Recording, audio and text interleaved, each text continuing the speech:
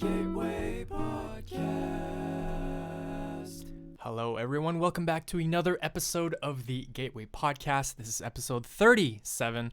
So, those who don't know, the Gateway Podcast is a one-on-one podcast where we talk about our guest's journey with StarCraft and with video games in general. But of course, like any podcast, we are free to wander wherever the conversation leads us. I'm your host, of course, Necro, and after checking the entire history of the podcast, I realized that this is the first woman to actually be on here, so that's very cool. I've known her for a year or two now, and I actually met her in Twitch Sings before I even knew she played StarCraft. It is Felicity. How's it going? It's going pretty well. Thanks for having me. And I didn't know that I'm the first woman, and I feel very honored. So No. thank you. that is very nice. Thank you very much for coming on.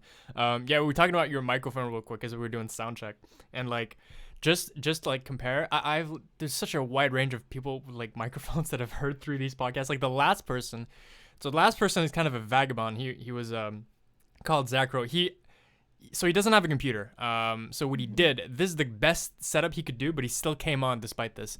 He went to get Starbucks like internet, Wi-Fi, and then he did the podcast through his phone in his car.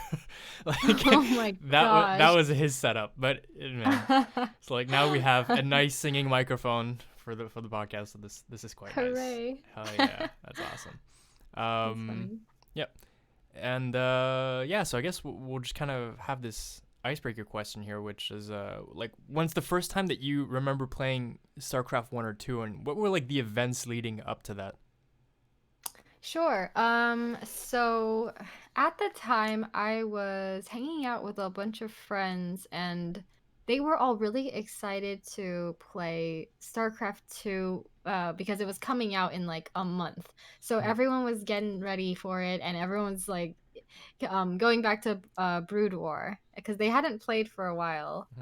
But because of the release of StarCraft 2, we started playing, and for me, I had never played before, but because everyone else was playing, I wanted to get in on that. So I picked it up and started playing, and I immediately just fell in love with it. And we had a bunch of LAN parties, and we'd all bring our setups together and just play in-house games, and it was just loads of fun. So yeah, this was 1 month before StarCraft 2 came out. And then when it finally came out, I jumped on it maybe a month after that. Oh, Um, since like the very beginning, actually. yeah, the very beginning. But at the time, I only played team games. I probably just played team games for like an entire year. I just Mm, never touched 1v1s because the game was so hard and I was still so new to it. mm. I mean, at the same time, like when a game comes out, there's no like specific mode that was going to be more popular. Yeah, like it's very possible that team games would have become more popular than 1v1s. Like who knows at that point? And there seems to be a trend here that in terms of people getting into StarCraft 2, where it's like I feel like the game was really well campaigned because the hype around StarCraft 2, everyone was really excited about StarCraft 2 no matter what game like you seem to have played at the time. And you seem to be a person Hmm. that kind of jumps on games that do tend to be like not really popular but like seems really exciting. Like I remember like when Valorant came out, you kind of went on that really quickly as well. Hmm.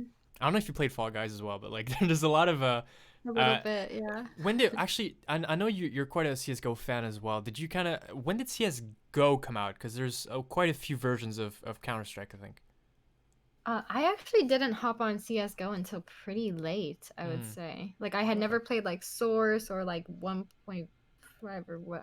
I don't even know what the other versions of Counter-Strike are, but I think I started playing Counter-Strike um maybe like I think I tried it in like 2014 or 2015 and I Oh. hated it.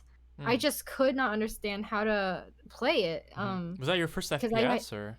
Yes, it was my Oh first FPS Jesus. and yeah, it was not fun for me because I could not like I just could not get any kills at all and Mhm, it took a while well at the time I played a little bit because I was dating somebody who played a little and mhm, we would play but I didn't have fun with it and then I didn't play it for a few years, and then I just slowly got back into it the last couple of years, and now I really love it. Mm. It's weird to think about what would have happened if those situations were like switched with StarCraft, because with StarCraft, like nowadays we always talk about how difficult it is for someone to get into StarCraft, even though like there's a lot of Mhm. guys and everything, just because the game has been out for so long, and it's really hard. Whereas like if you had gotten into StarCraft 2 back in 2010 when it came out, nobody knew what the fuck they were doing. So like it doesn't Mhm. matter. Like you weren't technically bad because everybody was insanely bad. Now there's like minimum 10 years of like history in that, right? Whereas when you came Mhm. into CS:GO, it's kind of the same deal where CS:GO had came out for quite a while, so it's like it's very hard to get kills. Everyone was fucking way better than you, so it would have Mhm. been a very similar situation if you had switched those, where if you had come into StarCraft 2 in like 2015 and everyone was like, "What the fuck? Why is everyone so insane?" Even like silver players, you know. Yeah, I So completely agree yeah. with that sentiment. I mean, Mm-hmm. the only reason why I even got into CS:GO is because I had a group of friends who also sucked as badly as I did. Mm-hmm. So it was fun for me because we'd play against other people who sucked. So I guess I liked the game more That because is of that. that is good. Um, Is there a but ranking system in CS? yeah, there Okay. is. Yeah. If there's a ladder, I think every game should be fine there, but still. Still. So, Yeah, but mm, yeah, I feel like with CS:GO though, there's just so like I would say their system is so bad. Like there's just so much toxicity and the amount of mhm, hackers is just ridiculous. mm. I feel like there would probably be more hackers in CS:GO than StarCraft or any other game Mhm. actually when you think about it, because it's like Yeah. it's just literally just an aiming system, right? There's Yeah, yeah, It's quite exactly. And simple. yeah, and I Mm, don't think they do a very good job of like preventing it or like for example, I just don't feel like they do a good job like modding it. mm, People are really toxic. Like the chat is just terrible. People on the voice chats, like they just don't do anything about it. Oh yeah, I mean voice chat has always been like very. I mean for any game, I feel like voice chats have always been very toxic, and because my roommate sometimes plays what was it? I think he plays Halo a bit more, but Oh. he's just like voice chats from Western no sorry from Eastern European like Russian voice chats are the most toxic in the entire world.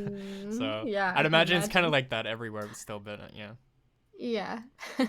Um, did you actually ever hop onto voice chat, or because that's like Yeah. that's like the giant step for any kind of woman in games is like to hop on a voice chat. Did you have any like experiences with that, or Do you mean in general in games or more in specifically like general actually? Was there any um game that was like hmm. immediately like this is no big deal, or Oh, I don't know if there's any games where it's like this is no big deal. Well, I guess I don't know if what you mean by that, if it's like if I'm comfortable with it. um I'm cause whenever I hear like stories of like women going on voice chat, there's always like some sort of reaction to them being a woman. Has that like mhm. has that always happened? Has that never happened? How was that for you actually? That has always happened. Mm. Yeah. Um, and I've played a number of different kind of games. Like in CS:GO, and you know how toxic it is. Mm-hmm. It can get pretty annoying. I guess I'm like, uh, I've been on the internet for a really long time, and I've been a gamer for a long time, so I've gotten used to dealing with that, so it won't bother me as much as maybe somebody who's not accustomed to it and kind of entering the gaming world for the first time as a woman. But for me, I'm used to it, but it's still really annoying to have to deal with that. The responses range from, you know, people being flirty or like, you know, Mm-hmm. oh my gosh, it's a girl, Mm-hmm. um, to, you know, people kind of like poking, just because you're a female, they'll Mm-hmm. just say, oh yeah, girl gamer, you're gonna suck. Mm. So that gets really annoying because it's just people saying those things based on your gender. And Mm-hmm. I wish it wasn't the case, but it Mm. definitely is in a number of games. Yeah. And that's kind of like the weakness of FPSs in a way, because you can't communicate without voice chat really. Unlike League of Legends or like any other team game where you can just type or you have pings and stuff Hmm. like that, right? Right. So that's kind of a big disadvantage for sure.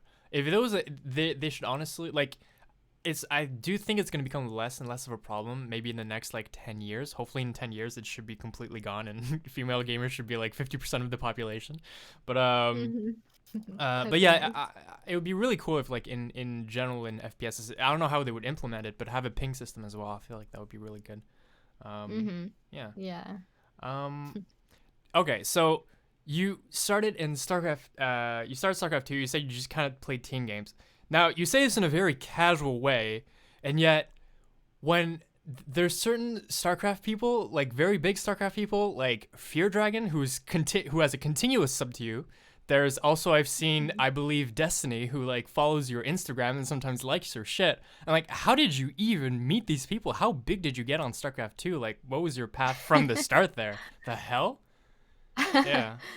I think I got my partnership on Twitch through StarCraft 2. Oh, I damn. don't think I got like I don't know what big means really, Mm-hmm. but I was definitely very involved in the StarCraft community from the very beginning. I'd say I think I started streaming in 2012, I want to say. Okay, So I guess so like it, 8 it years ago. yeah, it has been like Hmm. 2 years after it came out though. So yeah, yeah. That's Hmm. actually Right. a year before Heart of the Swarm came out. So this is actually like during the second half of Wings of Liberty, actually. Mm-hmm. Yeah. Yes, yes. So I had played StarCraft for a little while, and I didn't really know about Twitch, but one of my friends, he was playing and he was showing me like, hey, you can watch me play right now. I'm live on this website. And I'm like, Mm-hmm. oh, that's cool.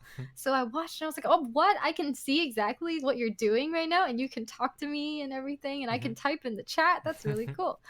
So I wanted to try it myself, and that's where I started. And I just because I was obsessed with StarCraft back then, so I was playing Mm-hmm. it all the time, and I just fell in love with streaming because it was just there were a lot of really nice people who came in and they would like give me suggestions and tips and stuff, and met a lot of people. And I would watch other streams as well, and I got really involved with the StarCraft community. I went to a few events, and then I'm trying to think, how did I even meet that? Oh, you know what? This is kind of funny. Go But for it. so how I met Destiny was the first time I built a PC. There were a lot of people who were part of the StarCraft community, and they watched my stream from there. And when they saw me building the PC, so I think somebody had contacted Destiny, and they were saying like, "Hey, like you should help her out. She's struggling a lot." And I could not put the power supply into my PC. It was just Mm, stuck.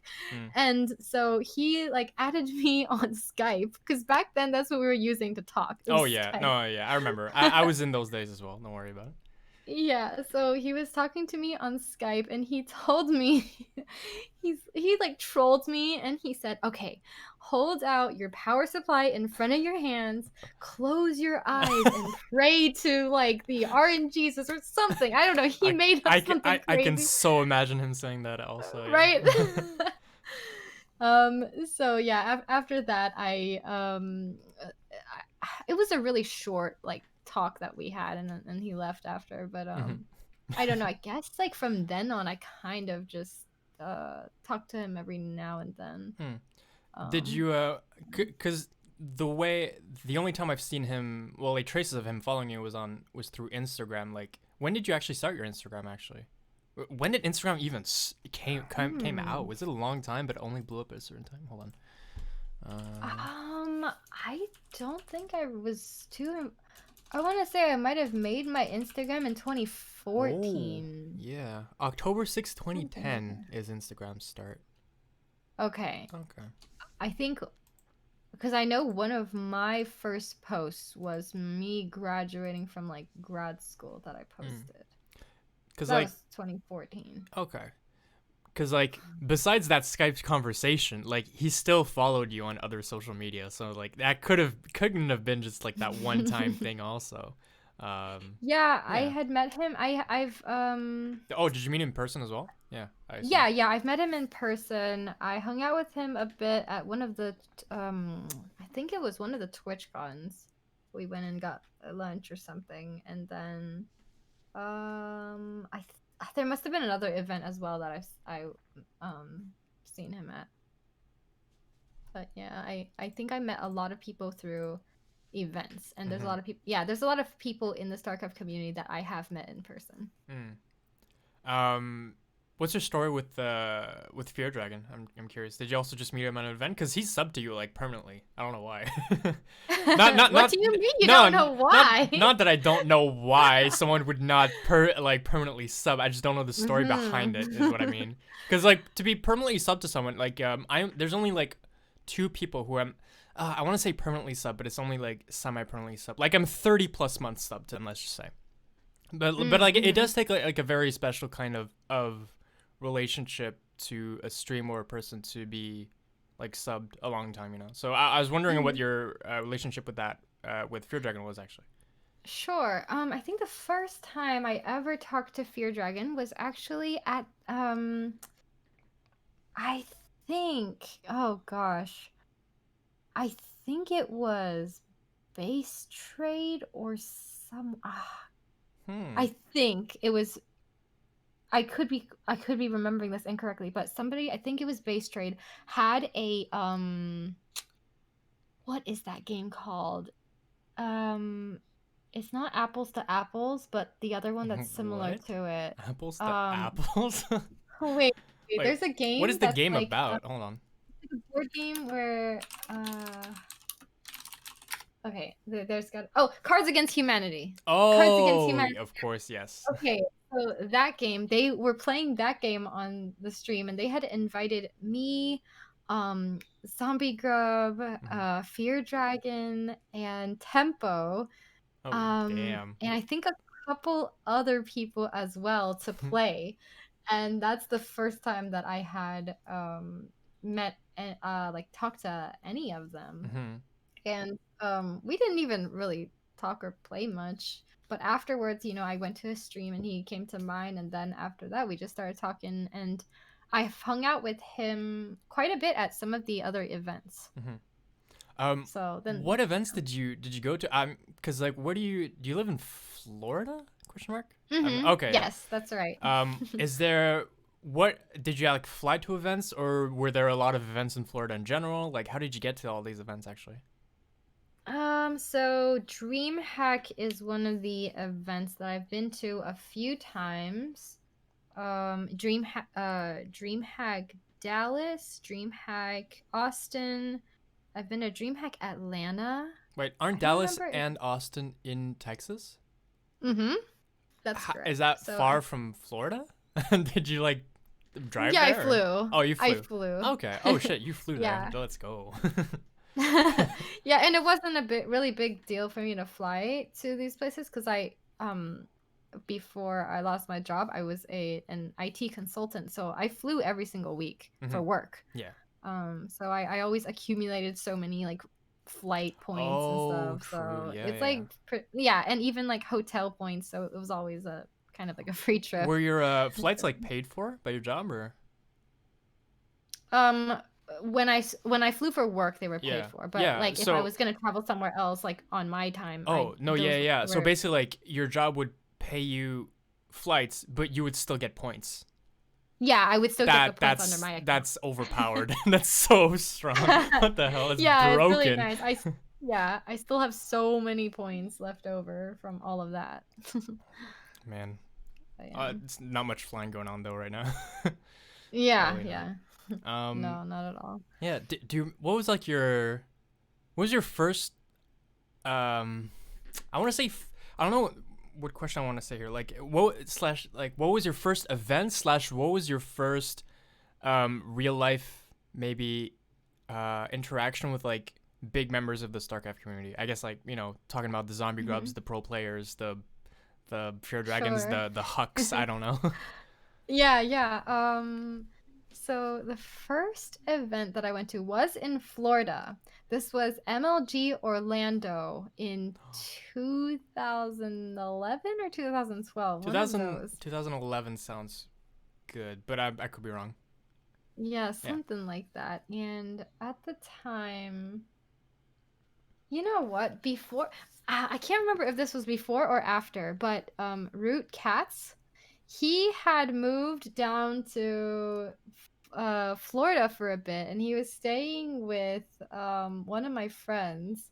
I don't know if you know the real the you we played We've played some we League. played a game of League. Yeah, Yeah. so Katz was staying with him for a while.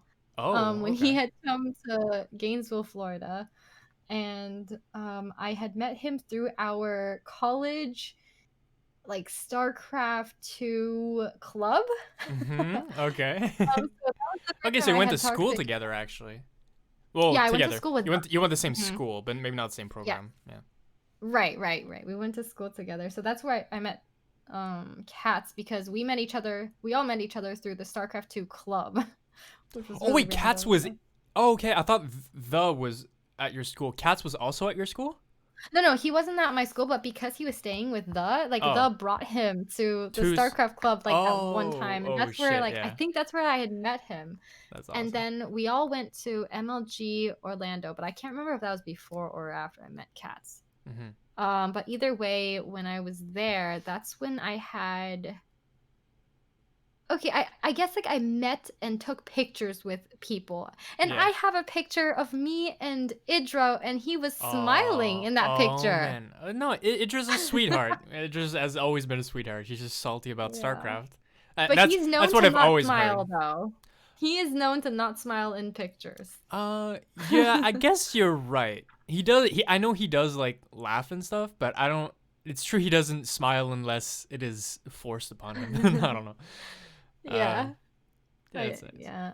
That was the first time I had like met any of the more like well-known people who play Hmm. StarCraft, but at the time like um I didn't like I still didn't know anyone. It was just like I was just a random person, and I Yeah, had not because streamed you had only together. streamed a year after that actually, because that was 2011, and you started streaming in 2012 or later Mhm. on, right? So Yeah, you were just like right. a random person. I was just a random person. So that was the Yeah. first time I like met anyone. But Hmm. after I streamed for like I don't know how long. I went to Red Bull training grounds in I think it was also in Orlando area. There And was that's there was two Red Bull. Oh, wait, training grounds or battlegrounds? Battlegrounds Because or whatever I it was think there called. was two battlegrounds. There's Red Bull Battlegrounds, Atlanta, New I York, went to that one and too. yeah, there's Atlanta, New York, and maybe Orlando. So Yeah, it was might like maybe Winter three. Park. I think it was called Winter Park or Orlando. I mean, they're like next to each other. Hmm.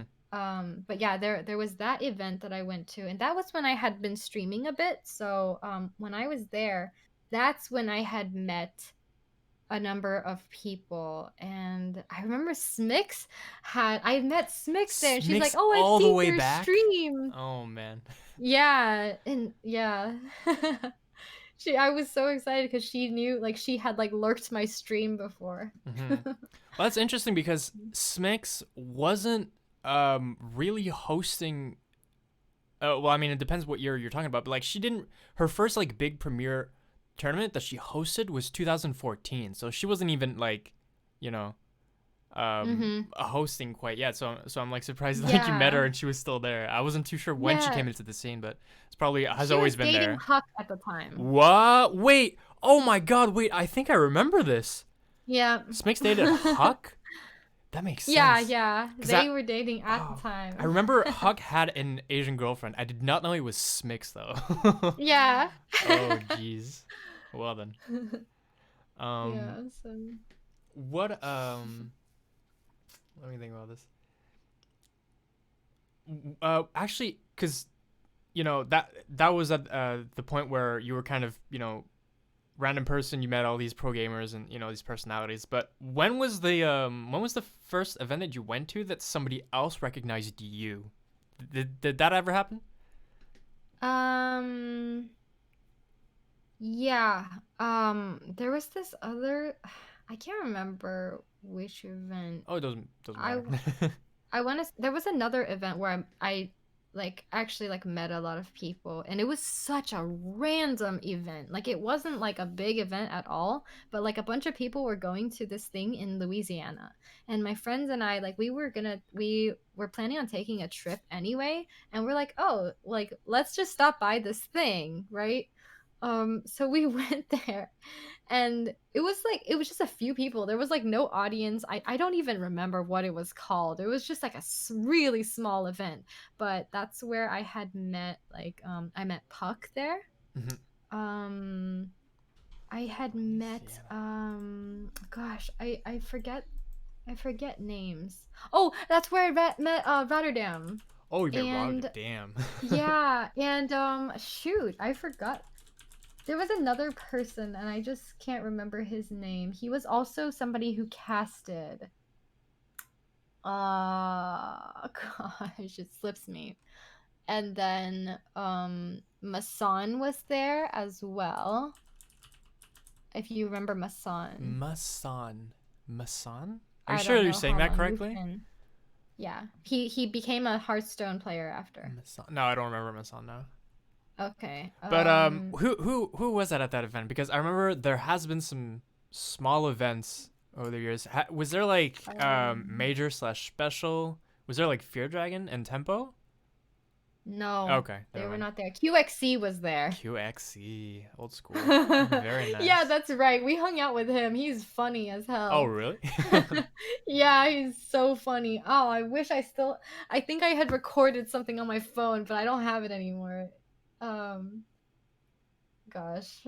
And then there were a few others too. I think Destiny was there, but he went to the casino, so we didn't hang out with Nice. him. Hmm. Awesome. Yeah.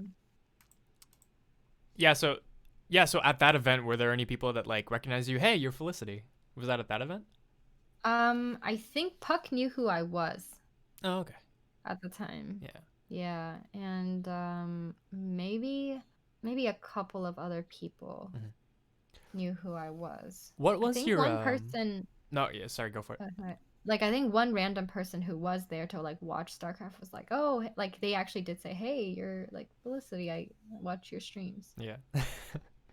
That's very cool. What was your I guess inside the realm of StarCraft, what was like your peak that is kind of hard because there's always hosts, but like what was your peak viewership actually on Twitch with like StarCraft?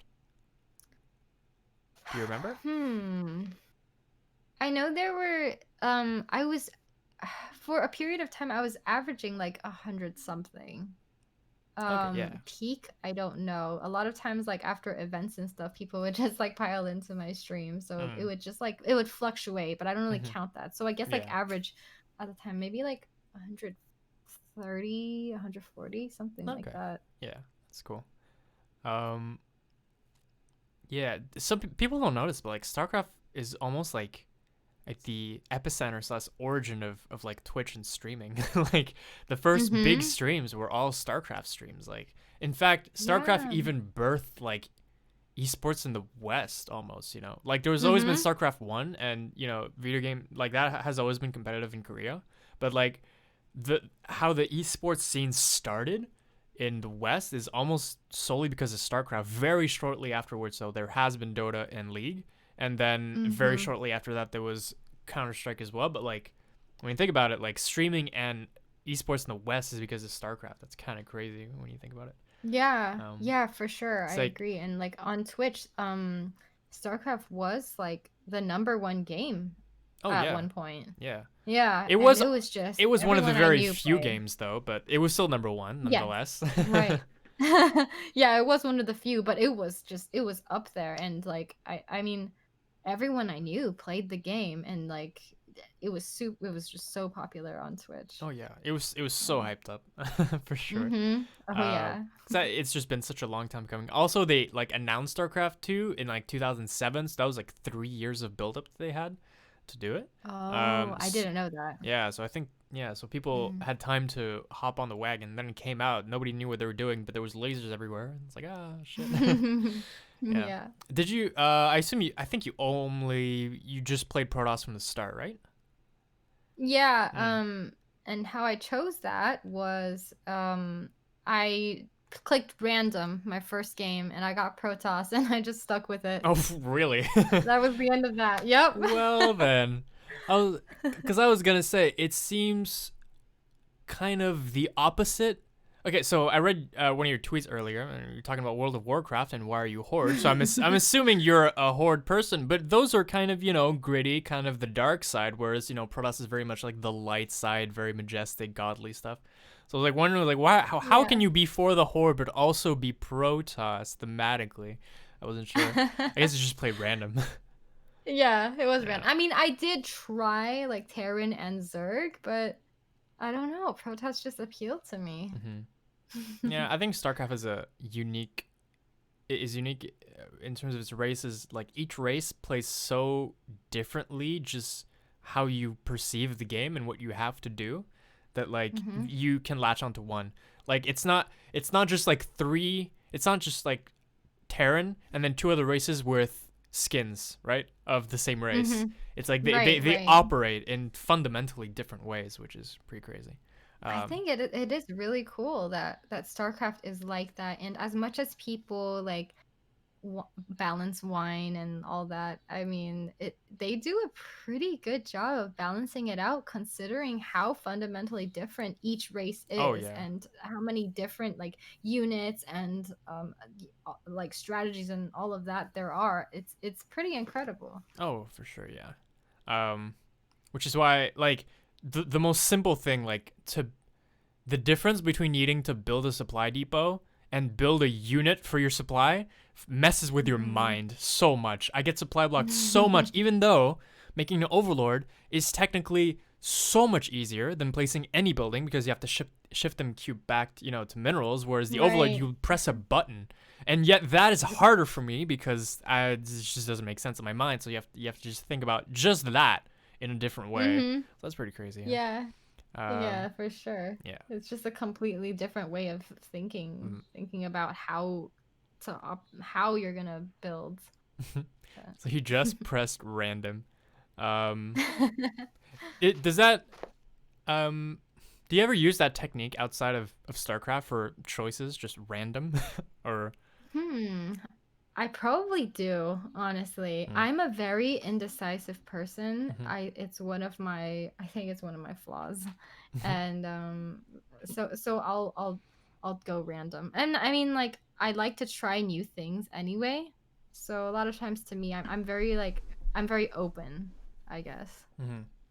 I think one of the perks of playing video games, and I think this applies to almost any single video game you'd ever play, except maybe single player or like turn based. But like I'm pretty sure every single video game teaches you to be decisive in your actions because if you're not decisive, you're not going to get better. I'm pretty sure Hmm. that applies to Mm-hmm. most video games. So I think that's Yeah. one of the perks. And actually, StarCraft has made me a very decisive person. Um, Mm. I'm Jesus, just like when we go. I remember I think it was 2013. I graduated high school and like I was with my mom and we had to like pick out a tie. And like normally, my mom would have to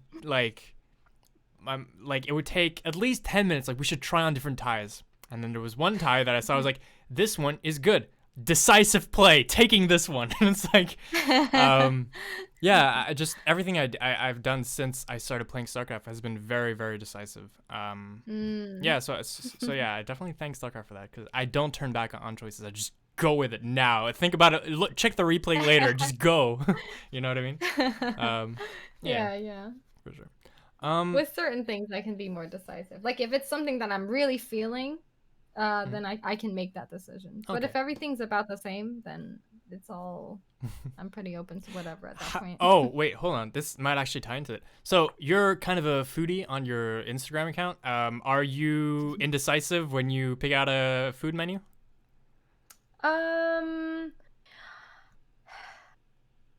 I think I'm actually not too bad on that.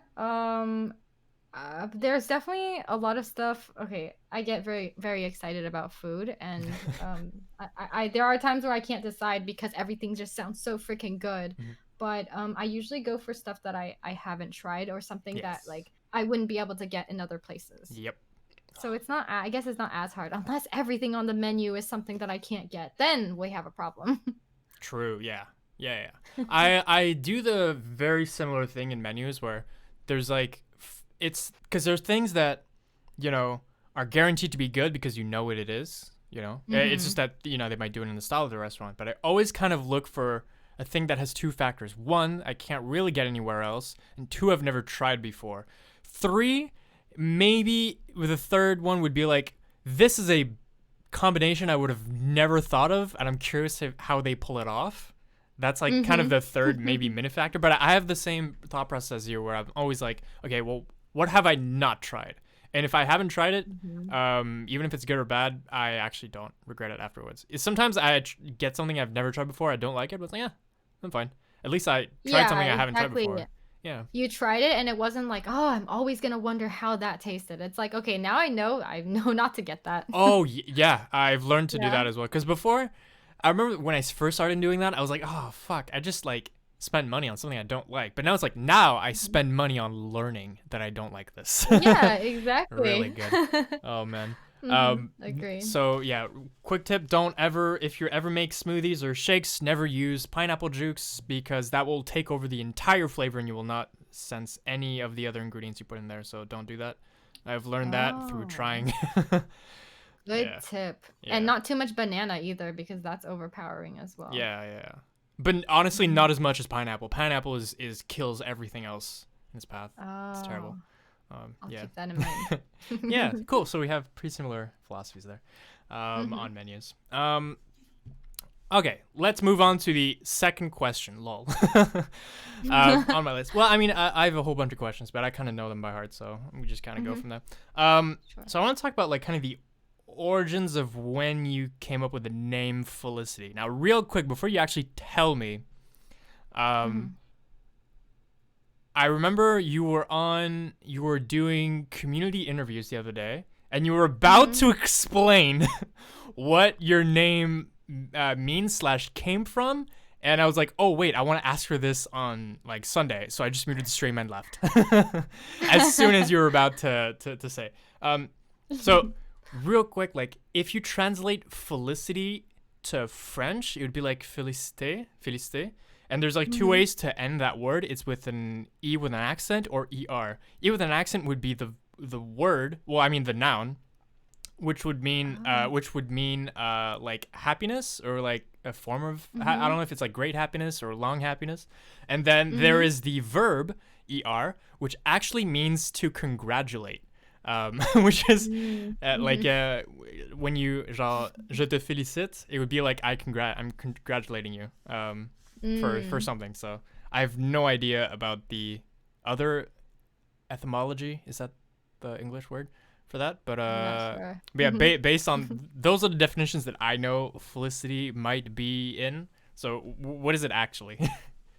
Yeah, you were right. It does mean happiness, intense happiness. And a funny story. I so when I first when I first made my Twitch account, I had a different name, and this was so dumb, but I made it my real name.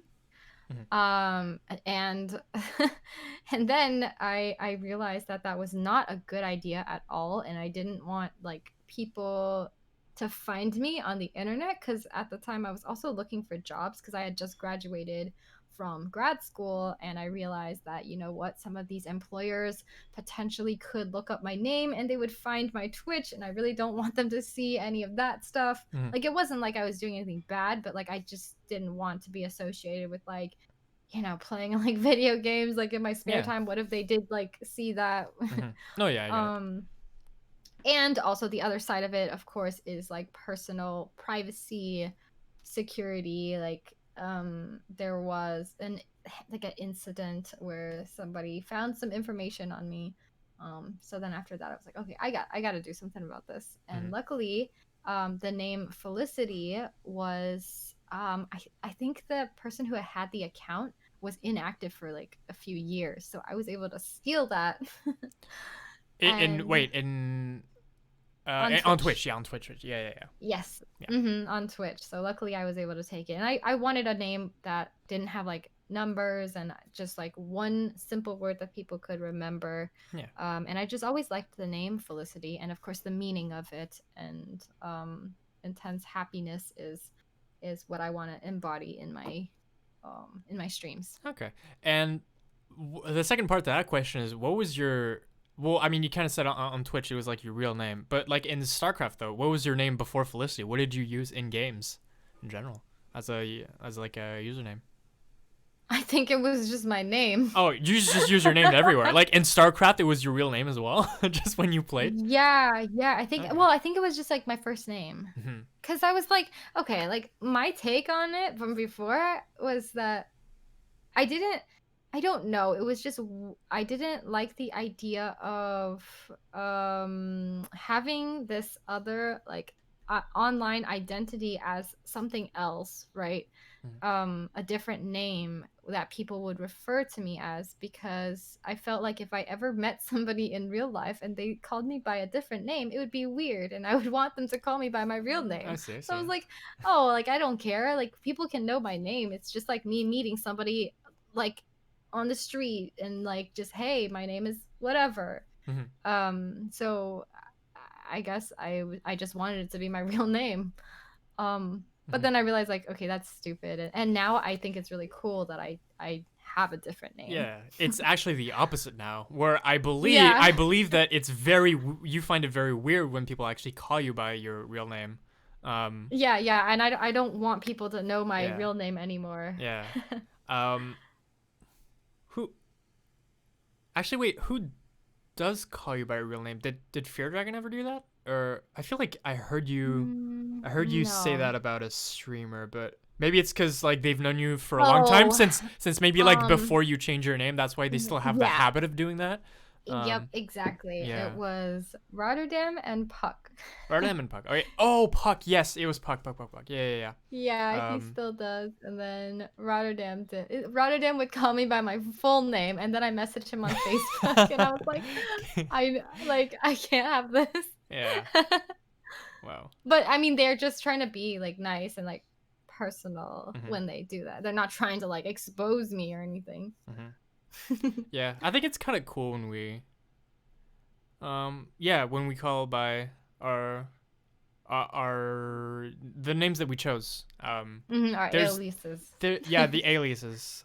Just because you actually chose it because your real name, your parents chose that, right?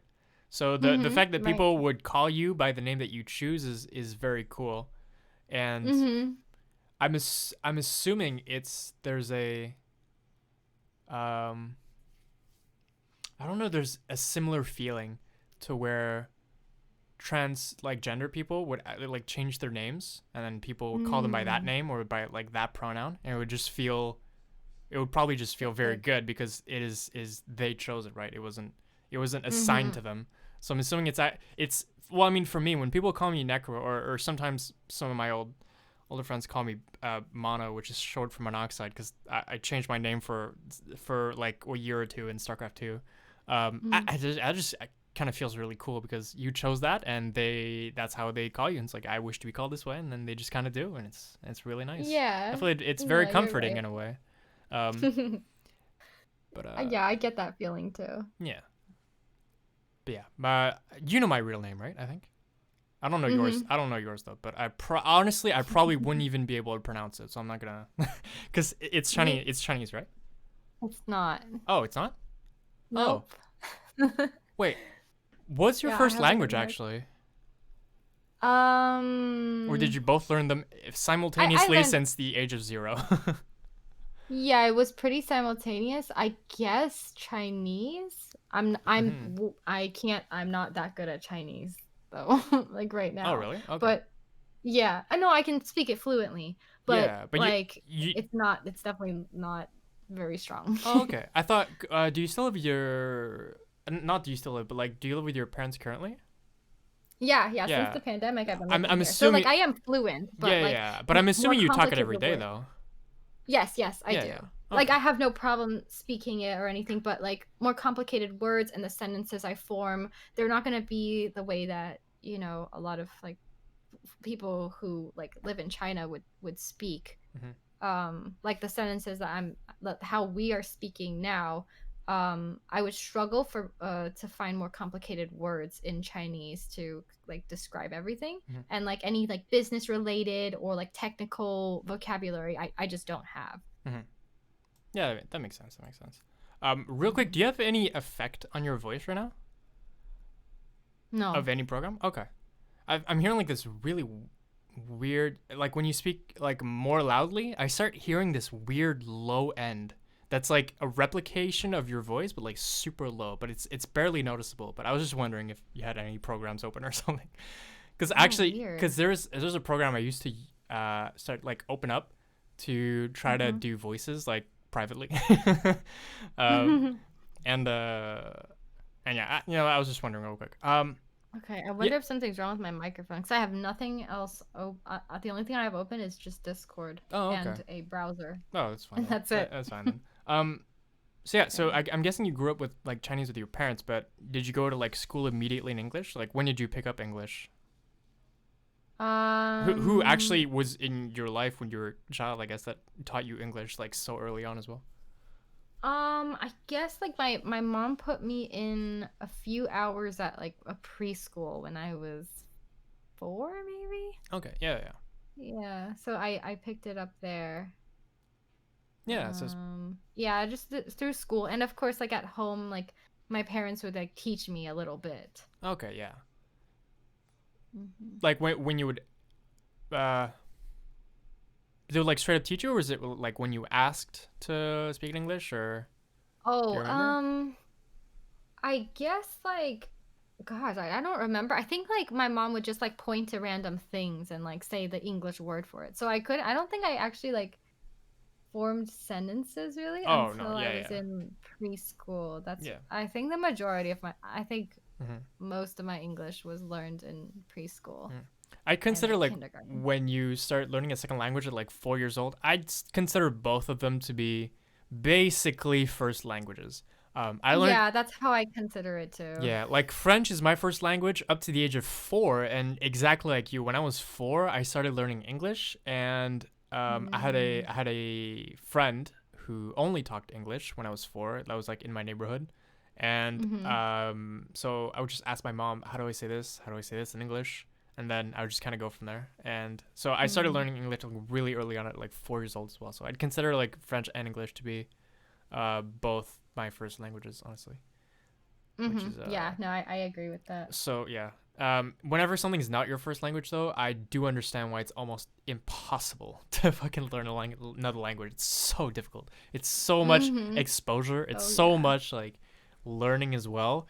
Like I like although it kind of sucks for like that most Americans can only speak one language. It's like I understand also because if you don't learn it, if you're not exposed to it for I want to say quotation marks like survival reasons. Like if I wanted to have a friend, Mhm. I needed to learn English, right? That's kind of the thing. Right. If Right. you don't, if yeah, if there's no need to learn another language, like you're not gonna start learning another language at like 8 years old. That's not happening. Mhm. It's just not happening. Right, So right. You've got to just be in that environment pretty much yeah, exactly. and just always be speaking it. Yeah. Um. Yeah. So like, is your real name like an English name, like Mhm. traditional? Oh, okay. It's just yeah. Yeah. Also, what's funny about Day 9, right? As well, I assume. Mhm. Yeah. So what's funny is that when the alias that he uses for all the women that he talks about in his stories is Felicity. So I just find that funny that he also uses the same alias for Yeah, I when he speaks about found that women. out after, Hmm. like after I had changed my name. I had no idea of that, and I possibly might have chosen something else if I did know about that Hmm. because so many people have come to my stream and said Day Nine's Felicity. I'm like, Yeah. Oh, really? I no. was gonna ask if that ever happened, but yeah. Oh my gosh, it happens so often that at one point I had that in my profile and I would put not Day Nine's Felicity. That is fucking amazing. Goddamn. That's awesome. Yeah. No, yeah, because it was just such a meme that all of his girlfriends were like Felicity. And then it's like, oh, Felicity the StarCraft stream? Wait, is that Felicity? And I don't know. Yeah. How were you with like video games growing up? Do you remember like playing video games at an early age? Did it come in like later hmm in life? Like what did you play as a kid? Also, I'm not too sure what the age difference is with your brother, but like did you play video games with him as well? So my brother and I, we have a 10-year difference between us. I see. Because remember, I'm really old. You're fine. um, so I got my first Nintendo, the original NES, when I was 5 or 6 years old. Mm, So I started gaming at a very young age, and my favorite game back then was Super Mario Brothers 3. Oh God, I mhm. loved that game so much. Mhm. And I played like Duck Hunt and all of that. So that was my first Nintendo. That was my first video game console. And then I got an N64. And then later on, when my brother got a little older, I guess I was in my teens. We bought a Wii, Mhm. PlayStation 2, and an Xbox Oh, 360. jeez, you had the entire package. Yeah, but I Goddamn. didn't play as much on Mhm. those. I just kind of dabbled at that point because I was in high school and like I was really busy and I like at that time I didn't really game. I think I was just like online a lot and like talking to people and like writing on my Zanga. I don't know if you know I what have that is, but never heard of that. it's like a live journal or whatever. Back Oh, then it was like okay. a kind of a popular thing. Um Mhm. and MySpace, of course. Mhm. But yeah, So, all those ancient things.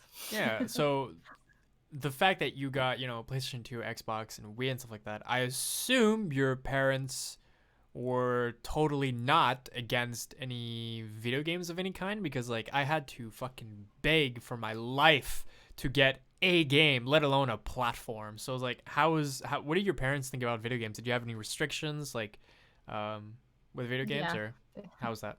Um, my parents did not love the idea, but they knew that I loved video games. Because back in the day my parents used to have like their friends had kids and a lot of them were boys and when I went over to their houses they all played video games and of course Mm-hmm. I didn't want to feel left out so like I started playing and I Mm-hmm. begged my mom to buy me a video game system Mm-hmm. and she did and so I got into gaming but yeah, I didn't like game a lot. Every now and then my parents would let me game for like 30 minutes to like an hour at most. Oh, damn. Okay. So it really wasn't much and I was fine with that. Mm-hmm. I was a good kid. I listened to my parents. Any So, any games that you really adore out of nostalgia reasons? Any like 2 3 games that you remember from from early childhood to like maybe teens that you were like, oh, this game has nostalgia points for you? yes. Okay. Like one of my favorite games from back in the day was Pokemon Snap. Pokemon Snap. And like Oh, my big sister is hella crazy on Pokemon Snap, and she's your age too, so that's funny. Oh, cool. Yeah, it's the most stupid sounding game if you ever describe it to somebody who doesn't know what it is. Hmm. 'Cause like it's like yeah, you take It's pictures of Pokemon when they it's get into cool poses. yeah. And like that sounds like the dumbest thing ever, but it's like so much more than that Oh and it's yeah. so much fun. Yeah. Like Yeah. there's just so many things like you can unlock and like I mean, what other game is like that? That was Hmm. just such a like Different creative concept. game. Yeah. There's nothing like that now. Hmm. You think of all these games, there's so many like MMOs, there's like RTS games, FPS, they're all the same. Well, not all of them. So I think StarCraft's pretty different as well. But Hmm. but there's like a lot of very similar games nowadays and Hmm. there's I've never seen anything like Pokemon Snap. And even to this day, like, how many photography simulators do you have? Now you just have That's like true. now you just have kind of Snap. Sorry, not Snap. Snapchat, No, not Instagram Snapchat. filters. No. What I mean is like there's a lot of Snap features in video games where you can take Oh, yeah. screenshots, but it's not Hmm. like a photography simulator, is what I mean. Right, Um, right, exactly. yeah. So that's very cool. Actually, I should get. This might be really fucking expensive. I should get myself like a copy of Pokemon Snap for 64 and then put it in a frame and give it to my big sister just to Ooh. remind her what her favorite video game was, because that was by far her Oh. favorite video game. I think even to this day, if I asked her like, if you had to just have one video game in your life, what would it be, and she would be just like, that's Pokemon Snap. Like, Oh my gosh, that's yeah, awesome. She yeah. sounds awesome. However, it would probably be $100 because that's just rare.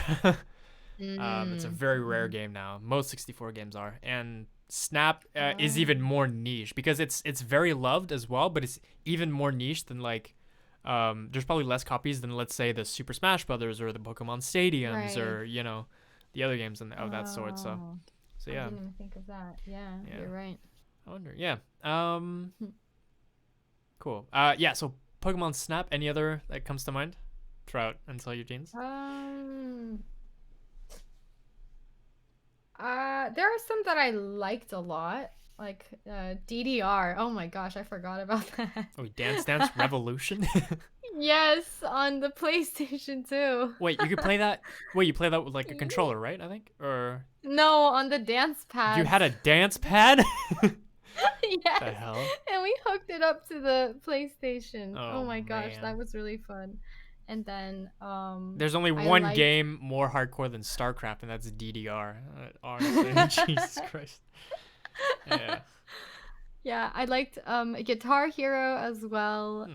Yeah. Big fan of that one too. And then earlier I had mentioned Super Mario Brothers 3 on the NES. Yeah. Yeah. So Yeah, actually, rhythm games came in quite early. Honestly. Yeah, they Um, did. were you already into kind of music and singing back then, or do you just happen to really like rhythm type games? Hmm. I guess like yeah, I think I just really liked the rhythm games Hmm. because I had played, they called it Flash Revolution on the, like, it was a browser game and it was exactly like DDR, Mm-hmm. but it was just like with your keyboard, like arrow keys. Yeah. Oh, it was a Yeah. flash game, I assume. Yeah. So Yeah. nice. Okay, I see what it did there. I gotcha. Amazing. Um, Yeah. I want to segue that into singing. Actually, when did because like music is actually when you think about it, just the music category on Twitch has been pretty recent. Probably in the last like what 3-4 years, something like that. When did you like start singing in any public context? Did you like sing in high school or some stuff? Did you like did it start on Twitch? Like what's your like singing history, I guess, if you had to describe it? Sure. So in middle school, I think I was in 8th grade. How old That's were you? when. Because this is not Oh, the sure. grade is not the system I'm used No to. problem. Like 13, 14 years old, Okay, yeah, around that time. yeah. I remember I had watched like American Idol and I was so inspired that I was just trying to sing. And Mm-hmm. at the time, I did not know anything about singing. And like I've looked back on some recordings that I did myself and it just like sounds like crap. But that's when I started taking interest in singing.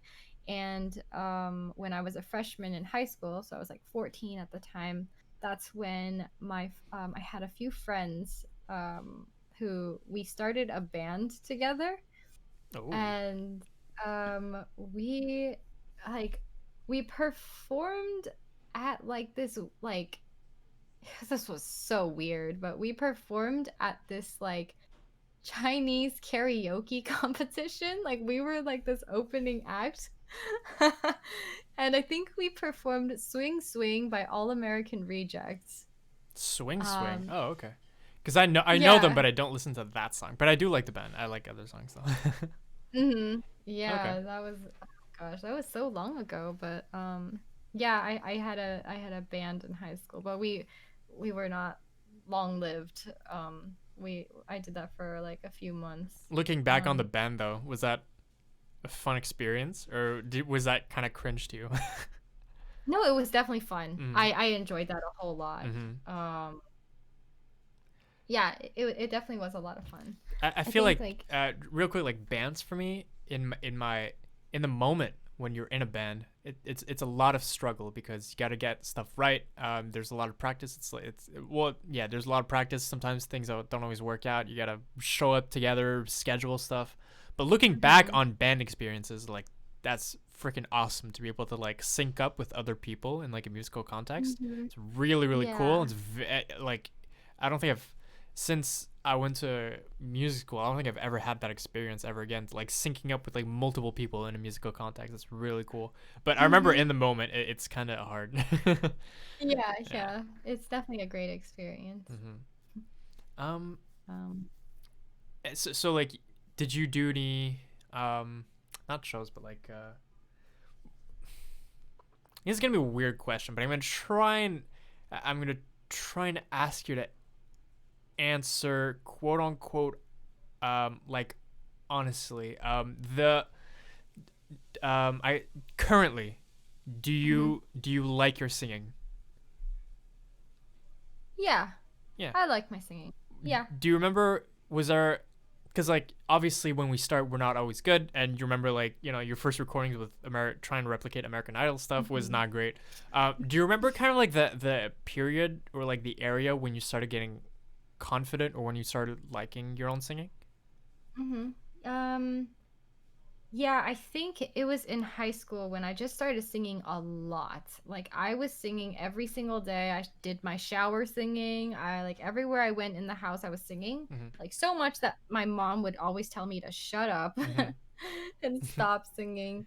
Yeah. Um, but that's when I started getting better. I think near the end of high school is probably when I started getting better, and then in college I continued to sing. I think yeah, around that time. That's when it was a lot better than before. Mm-hmm.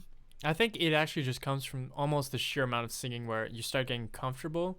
Like you're just the muscles of singing starts getting comfortable. Mm-hmm. To this day, I Yeah. can still hear every single time I sing badly because I know that when I hear someone else sing or do a false note, it's like it's very very apparent. But like when we sing, we tend to not hear as much because it comes out of us. So I just assume whenever I hear Mm-hmm. something bad to my ears, it has to sound 10 times worse to another listener. So I'm still very like wary of that. But eventually, there's a point where you sing so much that your muscles kind of get into place, and then like when you sing, it's very comfortable, and it's hard to like explain. But Mm-hmm. you start appreciating your own singing when Yeah. when you become comfortable, when it becomes very comfortable in your throat to sing, or and when you become comfortable, it's also at the same time where you kind of find your style of singing. It just kind of all falls into Mm-hmm. place. When it falls into place, I think that's when singing is you can start appreciating your own singing. Yeah. Yeah, yeah. I agree with that. It's definitely like once you sing more, you have more control over your voice, whereas before, you since you're not as Mm-hmm. like your muscles are not as trained, like it can be difficult to produce the sounds that you like you want Yeah, exactly. and key word here is like to be able to control your voice the way you want it to sound, not necessarily in a Hmm. certain way. Like not everyone's gonna be an opera singer, obviously. Right. But there's Hmm. I've always had this philosophy that there's a very big difference between really good vocalists and very good singers. Like um, there's Hmm. there do you know this is one of my favorite examples. Do you know Courtney Barnett? I don't. She's like an Australian singer. Mhm. She's like kind of a alt rock singer, and she does this singing. She has a singing style where she sings, but also semi kind of speaks. It's kind of a melody, kind of not really a melody. But Mm. I would argue she's a better singer than most people because she sings in a way that's very unique to her that works 100% for her, and I'd rather listen to that than someone who Oh. has any amount of like tremolo, not tremolo, Is it tremolo? Like No, vibrato. vibrato. Yeah, yeah. Sorry, tremolo is something else. But yeah, any kind of vibrato that's like maybe a little better, or like can reach higher notes, or can sing melodies more accurately. I Right. don't think that person is a better singer. Actually, they're probably better vocalists. I don't know if they're a better Mhm. singer because like even though you can do those things accurately, like do it. Can I hear like the your personality slash how comfortable Mhm. you are singing what you are singing. I've always found those two very very different. I don't know Yeah. about yeah, I don't know about what's your do you have any hot takes on singing? I completely agree with you. I feel like everyone has their own unique style, and I can't say that somebody is a better singer than somebody else, considering that, like you said, some people just are, some people are like professionally trained too, and they have that certain kind of voice. Maybe they sing opera and they sing a lot of those like belty songs very well, Mm, whereas like another person, they could have a sort of a softer kind of voice, and maybe their voice would be better suited for something like, I don't know, like Billie Eilish. yeah, And I would not say that either one of those is people are better than the others in terms of their singing, yeah, because it's two different styles, yeah, and I would much rather hear um this softer singer sing those type of songs rather than like somebody like an opera singer who's like with like those like diva voices sing yeah. something Like, could you imagine? Like, it's not all about technique, right? Like, could you imagine like someone singing a Billie Eilish song, but like putting vibrato on every single note? Like, what the fuck? it's too much. That's not what it's about, right? And Right. um, yeah, this is the reason why I've historically never ever liked a child singer prodigy. I remember the big craze in like 2012, I'd say, where Hallelujah was the most covered song of all time. Like, not I don't know if all time, but like Hallelujah is very very popular back then. So there was a lot of covers of it, and there was quite a few like very young people, like age 10 people that would sing it, and everyone would be like, oh my god, it sounds so amazing. Like the timbre of the voice was fantastic, but it's like it didn't sound like the technique was very very nice, I have to say, but like the singing was terrible when you think about it. Like that, like the person has clearly no idea what the fuck she's saying. She's just kind of like presenting it and singing it with very good Mm-hmm. technique, but I didn't feel anything, and I'm very sensitive to all those things. Now, when I really like a song, what I love doing is going on YouTube and clicking covers, because there's covers of everything now, and it's like and my game here is like which cover sounds the most authentic to me. And there's Mm-hmm. very different ways to be able to sound authentic. Um, because sometimes I would go to one and I would just sing. I mean, I would just see that a person sings it like with very good technique, and I'm like, this is boring as fuck. And then I go to another stream, not stream video, and I listen to someone singing it with less technique, but somehow feels more authentic in very Mm-hmm. subtle ways, and you know that it can't be pre-planned, because when using technique it feels kind of planned, like you're thinking ahead. It's like, okay, now I'm going to reach this note, I'm going to do this one, or I can vibrato here, whereas like there's certain subtleties Too much. that makes things authentic that you can't plan. So I kind of like Mm-hmm. to look for those, to just test my ear. Can I hear when something's actually good or if it's just good technique? Mm-hmm. Yeah, Yeah, that rawness is what I like to look for as well. yeah, And like, I guess a little bit, I guess something that is also kind of relevant is like, s- a lot of tracks, a lot of covers and things are just overproduced.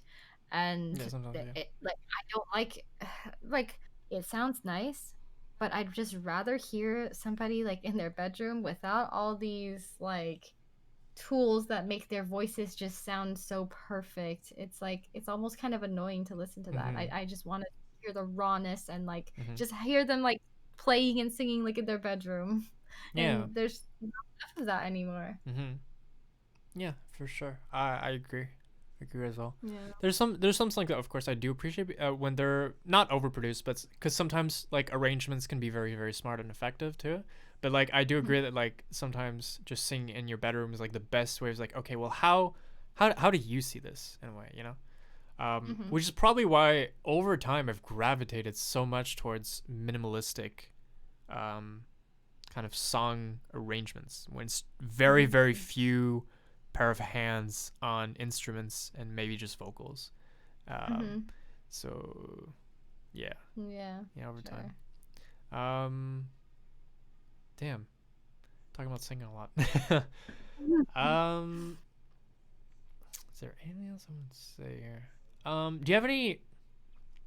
I kind of want to pivot back to StarCraft real quick, but like, do you have any favorite StarCraft memories generally? You can take your time on this one. When I say favorite StarCraft memory, I guess maybe the first one that comes to mind, maybe something that like just pop that is just very how do you say? I only have a French word. Fuck. That just that just sticks. That just stuck for some reason. Yeah, very memorable moment. I don't know, maybe memorable moment. That sounds like a little bit. I'm thinking like French words. a God little damn bit it! I can't stop. I can't stop. memorable moment. Yeah. I think probably when I made Diamond the first time. Mm. This was in the heart of the swarm, I think. Mhm. Um, yeah, but like, um, yeah, I had been like I was just grinding for a while. Although it was like I had three different builds, one for each one of the races. Mhm. Um, and I felt like back then it was like harder to figure out when you would reach that, whereas now you can see where you are on the ladder, like how many points you need. But back then they didn't have that. You know, you just have to play like 20 games in a row where you win and then you can make it up to the next Mhm. like the next whatever you call the next ranking. Yeah. Um so that was memorable for me. Um Did you have were you like vocal when that happened? Because it's always a surprise back then, right? There was no you didn't know when you were gonna promote. Cause yeah. I think the first time I got Diamond, the thing is that when I got Diamond, I was playing on like a toaster computer, and the computer was in the home kitchen, in like not in the kitchen, but it's like the kitchen was a very large place. It's hard to explain, Mhm. but it was in the vicinity, right? So it was in a public space, and I remember the first time I got Diamond was I don't know how, but it was with Zerg, and like I remember getting up and like not screaming, but like saying like yes or like being very Yeah. exclamative, and then my mom came down and was like, "Are you okay?" So yeah, that was my experience with the first time I got Diamond. I don't know if you were ever vocal with like your promotions. That one, I think I have a highlight of that on my stream from Oh. years ago. I Mhm. think. Um, yeah. I was pretty happy about it. Mhm.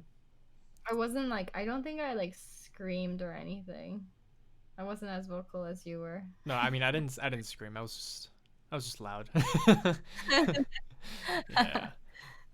Yeah. Are you actually wait? Are you Diamond 3 right now? If you would like to log on and play a game, or are you like Platinum 1? I always forget. I think Cause I'm I, at one at the moment, but I think I could like if I actually like played, I think I could yeah. make it to Cause that. I always thought like you were Diamond 3. It's just that in your mind you're Platinum 1, is what I was. It was the impression I got a little bit, but So like I haven't played many games this year, but like when I played again, like earlier this year, I think I played and then I was Diamond 3. mhm, Um, if you remember, like when you were coaching me earlier this year, I was Diamond 3. mhm, And then I like played again and then I dropped, I think. Like little by little I just kept dropping a bit because I would only play a handful of games and that would be it. mhm. But I think if I like practiced and yeah, if I just like actually like tried and practiced, I'm sure I could get Diamond 3 No, for sure. again. Did you Yeah. actually when you streamed StarCraft, did you ever start streaming 1v1? Because you started with team games, but did you ever gravitate towards 1v1 later on, or was it always Yeah, team yeah, games? I definitely did. I definitely did. Cause like my 1v1s, I think I was like bronze or silver. And then I started playing 1v1s, and then when I started learning like builds and like winning more, it just got so exciting. Mhm. Oh yeah. And that's when yeah, Yeah. sorry, one sec. Yep.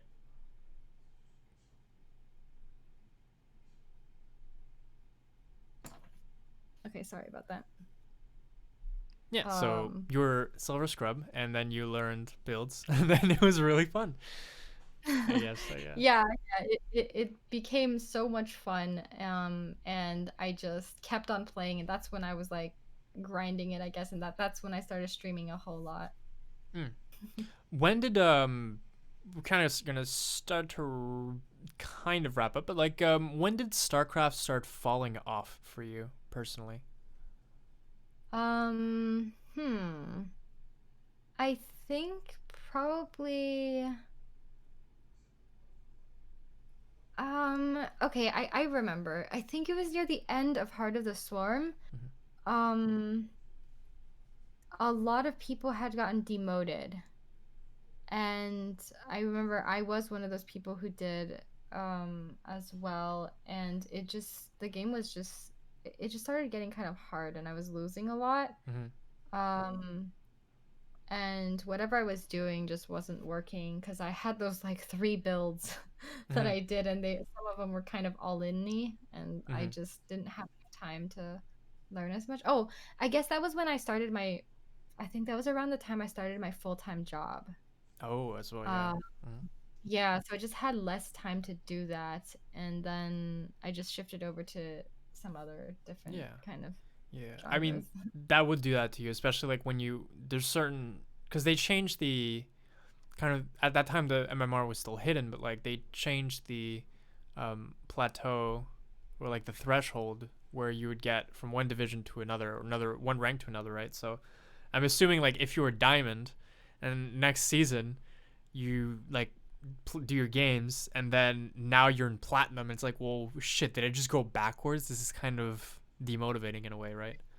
Um, Yeah, yeah, exactly. There yeah. was somebody else who he was also a streamer back then, not a huge streamer, but him and I were about uh like the same rank, and he went through the exact same thing. Like Hmm. both of us were just struggling, and like I don't know, I just wasn't even like winning many of my games in Hmm. plat, like high plat either. Yeah. And it right, it is like demotivating, and just with how busy life got, I just didn't have enough Yeah. time to spend doing that, and like Hmm. I didn't have enough space in my life to be like upset over that. So I just decided not to like Hmm. play as much anymore. Hmm. Damn. So you've been playing StarCraft for like five. Wait. End of Heart of the Swarm. So like you played StarCraft for about 4.5 years, pretty much like straight four Mm. and a half to 5 years. Ye- Cause Legacy came out in 2015, so I'm assuming maybe late 2014 you started maybe ye- getting off.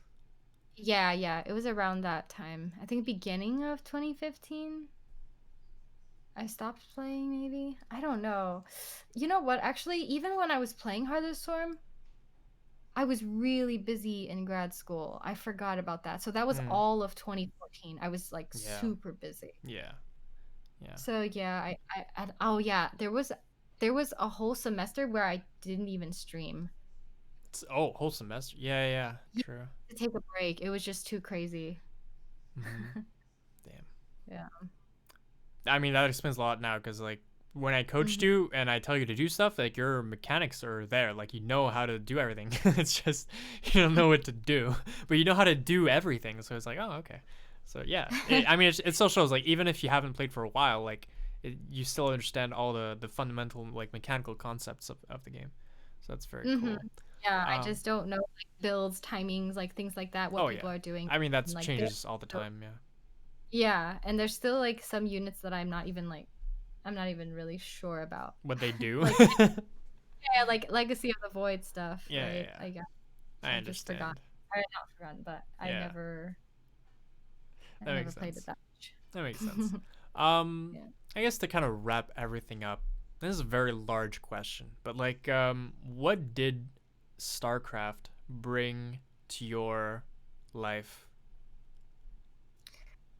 Um, it brought a lot into my life. It um sorry, I'm just reflecting Good. on it because it Think is about so it, because much. this is a big question. Yeah, take Yeah, like take a like 30 seconds to a minute. I don't even care. Yeah, what did StarCraft actually bring to life? Where are you now because of StarCraft? What did you acquire? What did you get? What did you anything really Mhm. that comes to mind really? I think StarCraft definitely led to a lot of things. Um, like we had mentioned before, it was kind of like it was huge on Twitch, and um, if I didn't play StarCraft, I don't know if I would have ever started streaming. Hmm. And that's huge because that's a humongous part of my life now, Yeah. and just the community and the people that I hang out with, the close friendships that I have made, the brilliant, wonderful people that I've met, um, all of Mhm. that, like I guess that I can thank StarCraft for that. Oh yeah. Um, yeah, just my entire journey with streaming, and I guess like more directly. Hmm. I mean, there's no more directly. This question is very vague. But yeah, Okay, yeah, I think that would be the biggest thing. yeah, for sure. I mean, there's little things I've learned as well, like in terms of, I guess, like multitasking and like quick thinking, um and just being more aware of things. I think there are some skills. Those are like the skills that I've Mm. learned from StarCraft.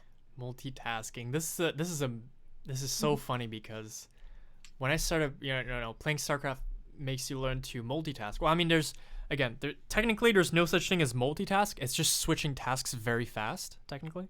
Um, Mm. but I remember in high school, I was doing basically two things at the same time.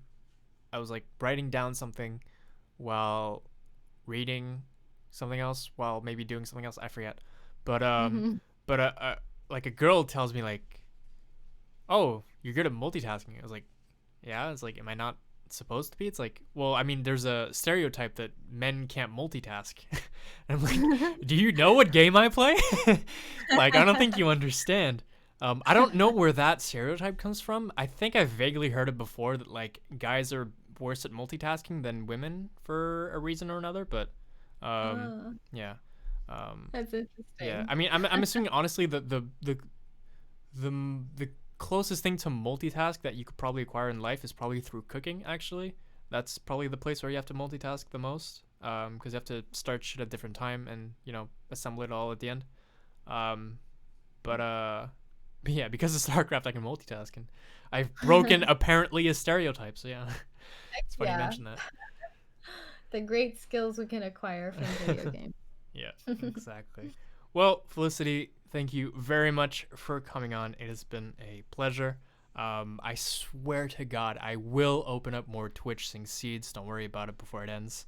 You Hell have time. yeah, I gotta do it, dude. I will do it. It's just Yeah, I I need to I do have the school. same. Yeah, I have school, and I love StarCraft and League of Legends too much right now. So it's like when do I have time to do it? Also, I'm so hard on myself because and I would never do it live too because I keep doing multiple takes. There hasn't ever been a single seed or a single duet completion that I haven't done multiple takes on. So Oh, yeah, really? yeah, Wow. yeah. So whenever I do a seed and I do like this intro bit, and it's like it sounds like I'm doing it for the first time, but it's actually the seventh time I'm doing the intro bit that I do with people. Yeah, Oh, I pretend like it's the first time. that's cute. Yeah. Anyway, yeah. All right. Well, Oh, well, thank thank you. you Yeah, so thank you for coming much. on. I had a really great discussion with you. Hell yeah, it's awesome. All right. Well, see you next time, dude. All right. Thanks, Necro. See ya.